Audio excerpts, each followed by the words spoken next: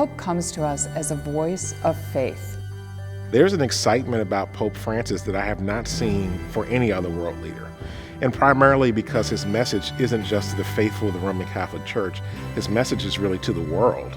There's something special about this Pope that is sparking people's imagination and capturing their attention.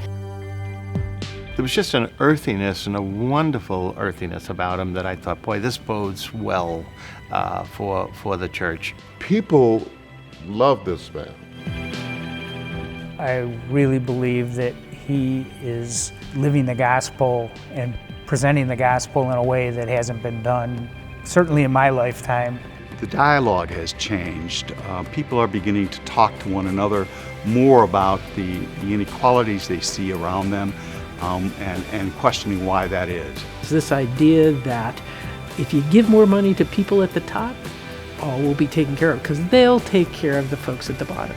We've been waiting 30 years for that to work, and it has not worked now. The message that he's been sharing speaks to a much larger community than those that are just in the Catholic Church, but really speaks to people all across the world. He also talks about the throwaway culture of seeing even people as resources. He's talking to like the big companies like McDonald's, where I work, and telling them like, how is it that you can pay your workers who make you the money so little? And look how they're living in poverty. It's unfair. His message, says that, that we deserve an honest pay, that we deserve quality of life. It's enough on this planet for everybody to have a decent life. Nobody should have to go to bed hungry. So what we know is that those who are left out, we got to make room at the table.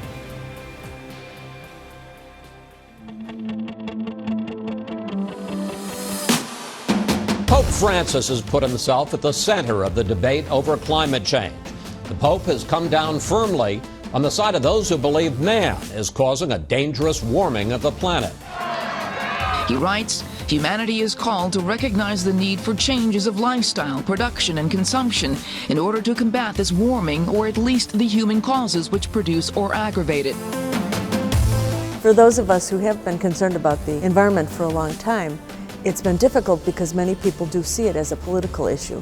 And I think what the Pope is doing is he's making it a moral issue. He's putting a face on it, not only his face, but the face of the poor throughout the world who are being affected by our consumption. Perhaps the most important task is to defend Mother Earth.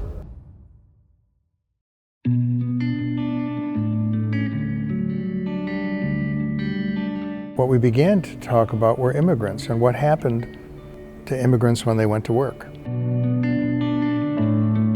Pope Francis reminds us that the culture of selfishness and individualism often prevails in our society. It's not what leads to a more habitable world. Rather, it's the culture of solidarity that does so. We see the separation of families and children, and we also know the whole terrible issue of human trafficking that is brought in. When we lose our bearings, then we're no longer thinking about our sister or brother. They're only someone that disturbs our life. If you want to tell me you're a good Catholic, then I want you to know what words are inspiring me, these words of the Pope, to continue knowing I have to keep working for our immigrant sisters and brothers. The most important commandment Jesus told us was to love God and to love our neighbor as ourselves. And we're told over and over again that our neighbor isn't just the person who lives next door to us, it's every human being that we encounter. There used to be a law in Arizona that said you can't give water to a migrant who's here with unlawful status. And the Catholic group argued, they said humanitarian aid is never a crime. When Pope Francis comes and speaks to Congress, I hope Congress hears what he says and not what they want to hear. Poner la atención cuando él venga a visitar los Estados Unidos para mejorar nuestra situación, para poder progresar y para poder vivir en paz. We're all in this together. We're all in this together. We're all in this together. We're all in this together. We're all in this together. We are indeed all in this together. We are all in this together. We're all in this together.